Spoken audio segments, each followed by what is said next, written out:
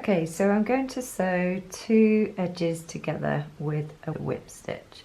So I'm coming up through one of the pieces of fabrics. I've already put a knot in there inside, and then I'm looping over the top, and a short distance away I'm just going to pull my needle back up.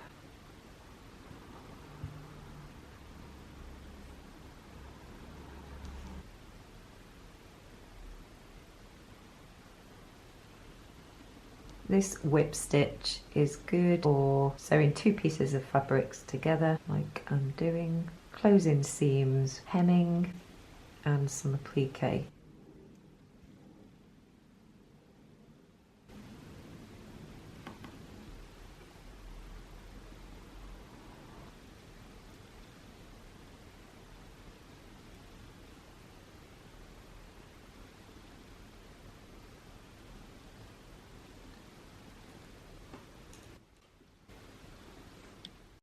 So here we've got a small circle on some background felt, and I'm doing an applique, so I'm going to use the whip stitch. So I've put a knot on the back, and then I just take my needle through both bits of fabrics, loop it over, and then pull my needle through,